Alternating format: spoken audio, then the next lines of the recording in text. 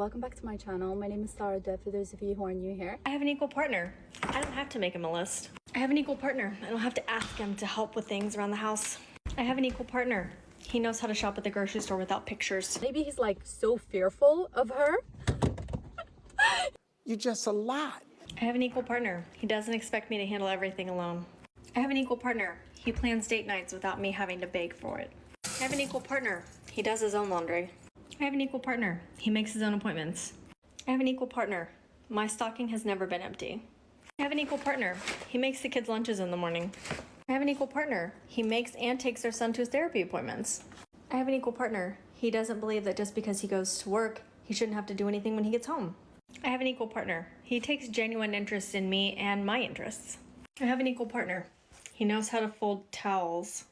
I have an equal partner. He takes our kids to bed and knows their teachers' names. I have an equal partner. He doesn't make me feel bad if I'm not in the mood. I have an equal partner. He acknowledges and appreciates what I do and tells me that often. I have an equal partner. He does basic adult tasks without being asked. She's quite negative. What is wrong with making a list? I make lists. I have like 3 notepads. It really helps me throughout the day, and I find when I write something down, I just remember it. I wonder what her perspective would be if a woman was saying she has ADHD, she can't remember, so you know she has to write everything down, and her husband makes lists for her and stuff like that. Her talking points will probably be like, yeah, that's good, he should make you lists, he should help you, should be there for you, things like that. You're literally being negative when you don't need to be. Where is the obsession with a man doing dishes and domestic things coming from? Why are women so obsessed with a man showing love to them by doing domestic things? Why is that exciting? Why does that get women revved up and turned on? The lady with the red lipstick, I completely 100% agree with her. Like, either women don't like doing domestic housework anymore, and it is true, like I've noticed this, like they enjoy demasculinating their partner. Feminine women genuinely enjoy cleaning up, making prep food and things like that. Women have been shouldering the burden of domestic labor for far too long. I noticed in the caption of that video, it said, "Why are women obsessed with feminizing men?" This idea that domestic labor is feminine is not biological, it is societal, and it's specifically societal to Western society. Wait a minute. It's rewind time. This idea that domestic labor is feminine is not biological, it is societal, and it's specifically societal to Western society. I think she's confused. It's literally the other way around. In Western societies, this idea of men and women share domestic work and how this is not a gender-based chores is heavily pushed. This narrative that a man is expected to clean and cook even though he is the main provider. It's a different story if you are both stay at home and share the housework. It's also different if you both contribute financially or split bills, aka 50-50. However, when we look elsewhere, non-Western societies, we actually find gender roles to be prevalent. Women are expected to clean, cook, and care for the children. And this is done with pride, comfort, and with heightened feminine energy states. This is because they know their roles. They understand that a woman who has a baby will be at home nesting, breastfeeding, and the man is the main provider. Depending on facts, like if this family is lower class, middle class, or upper class, their family dynamic will look different. Meaning, the richer families will definitely have helpers in the home. But there is a general theme, and that is, he is not expected to share domestic house chores. Unpaid labor of women and girls contributes about $10.8 trillion per year to the global economy. 62% of moms, so they have less than 1 hour to themselves each day. So what if you don't get enough time for yourself like you used to? This is a new life that you've entered in. They're so entitled to live their life how they used to live, even after they have a baby. It has never been about the chores. It's never been about the chores, because being a stay-at-home parent, being a parent in general, being somebody who is the manager of the home is so much more than chores. I would definitely call this lady a radical feminist. She's quite extreme. She's very divisive. Her language is always framed in men versus women, and of course she will always take the side of the women, and it shouldn't be like that. It should be a bit more nuanced. It's so much more than the physical labor that you can see with your eyes. It's so much more than the dishes and the cooking and the cleaning. It makes me wonder, like, have you not trained your children to sleep at night? It's the invisible labor that you don't see on a daily basis. Let me give you some examples. It's reminding and remembering to change out the kids' clothes seasonally. You're not a slow learner.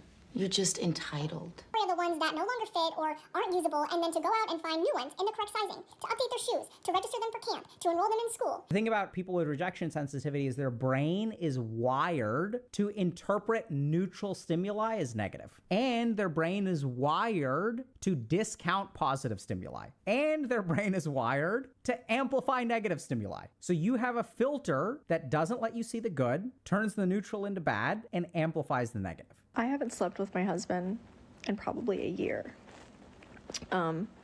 Unintentionally, probably 4 or 5 months. Intentionally, probably 8 or 9 months. And that really gets a lot of people upset and causes them to jump to a lot of conclusions. And when I say sleeping together, I mean literally lying unconscious next to him. We've been sleep divorced for about a year.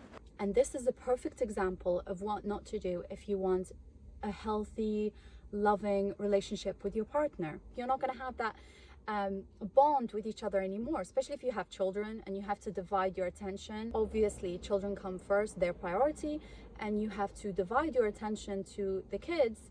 And for example, in the evening when your children are sleeping, that is your time together, and you don't even get much time as a couple to have with each other, and then you're going to make it worse by sleeping in separate beds. So let's just, for example, assume her husband snores. If your husband snores, there's so many things that he can do. You know, you can go on Amazon, for example, and order things for your nose to help you snore less. There is operations you can have, especially if you can afford it. Nowadays you have options to get your nose medically fixed on credit, so you can pay for it monthly and so on, especially if it's going to have an impact on your relationship like that. I have seen again and again relationships breaking down because the husband and wife don't have that bond with each other. They don't sleep next to each other. They eventually just grow apart. I get told often that I generalize men in my videos. So let's look at the word generalize in its definition. To infer from particular facts, statistics, or the like.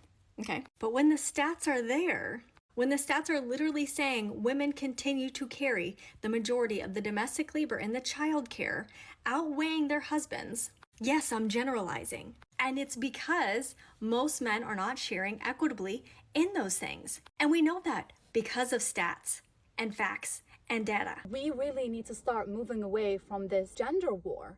And honestly, you can't blame these people like her and many others on her other side, you know, who like to blame women and only women, because the algorithms definitely push and support this like tribal way of thinking, this no nuance in topics anymore. It's like you're not looking at this person, but you feel like they're staring at you. Then you look at them and they are. Okay, so I had to move because there's a lady who came. She parked her car like on the side. Of course, I'm not entitled. Like, you know, I was in the car park, but she just kept staring at me. Are you not embarrassed? This is really embarrassing. It's all right. So I just decided to go somewhere else. Listen, some of y'all ladies gonna have to settle. I'm sorry to be the bearer of bad news, but When women settle, women flounder and men flourish. Men benefit exponentially from being in marriages and relationships with women, by having children with women.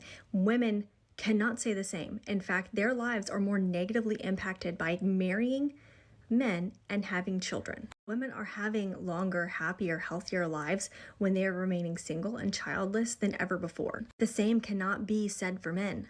Men are experiencing a loneliness epidemic. That's not just men. Single, in your 40s, and no friends. No best close friends. Yes, I know people and I do have some friends, but I think and I've said this for so long, I want to be someone's priority. I have no purpose in life. I'm too old to have children now. And yes, I know I'm gonna get, oh, you should be your priority. And I get it, right? I've got no choice but to look after myself and put myself first. This loneliness epidemic is not affecting just men. I'm gonna be turning 42 in August, and I've never had anybody love me or desire me or want to be with me. And I have so much love that I feel like that is inside of me with nowhere to go because it can't transfer to friends or my family or my parents because it's something separate, it's something different. Women are having longer, happier, healthier lives when they are remaining single and childless than ever before. They are not reliant on a man's financial means in order to live a life that they want or that they find meaning in or that they find purpose in. The same cannot be said for men. Men are experiencing a loneliness epidemic. She's framing it as like women are doing better and men are like facing this loneliness epidemic. That is just completely false, guys.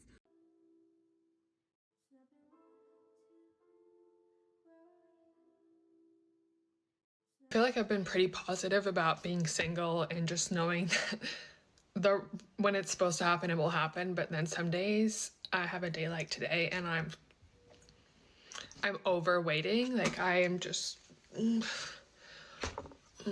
like it hurts my heart kind of. I want to just, and I know people are gonna be like, you're so less stressed without men in your life, or like haven't missed out on anything, or you're not missing out on anything. And I totally get that everyone has different experiences. Today I'm really struggling with being single. I've just been crying. I'm not about to come on here and cry again though, because I keep on crying on TikTok and it's really embarrassing. You know how they say like when the weather gets cold you have like seasonal depression? I think I have like single seasonal depression. So like in the summer, I don't care about being single. I be promoting it. Yes, I'm single. I'm outside. Ooh, I'm on vacation. I'm at the club. I'm with my friends. I'm doing whatever. Soon as the weather breaks, start getting dark at 5 o'clock. You got to break out your Uggs. It's getting cold. I'm a little sad. I'm sad now because I don't got nobody. You know, couples posting their pajama pics. They at the pumpkin patch. I don't have nobody to pick pumpkins with. They're just so real and honest and open about, you know, how they want someone, how they feel like they're left behind, all of these things, and they feel lonely. And I'm sure some men feel like this as well. And I really, really hope they find the one because they deserve it. Why do they deserve it? It's because they're being so open, they're being honest. You don't even need to look a study. You don't need to, you know, go on articles written by radical feminists who have an agenda. They are not reliant on a man's financial means in order to live a life that they want or that they find meaning in or that they find purpose in. But if we add context and we say he's actually a good guy for you and you rely on him financially and you have his children, you're literally winning. You know why? Because you have someone who genuinely cares about you, and together you're creating a legacy. When you use the radical lens to make sense of the world you live in, you become negative, extreme, and lack nuance. You develop a cultish way of thinking. So how do you overcome this way of thinking? Speak positive to yourself, have that inner voice in yourself, and continuously like check yourself. You know, if you feel like you're being negative or something like that, just let the voice of reason, let the voice of positivity be like, no, Sarah, like my name is Sarah, for example. No, Sarah, we're not gonna think about that today. You stop this and you will literally train your neurological brain structure to think differently about certain topics.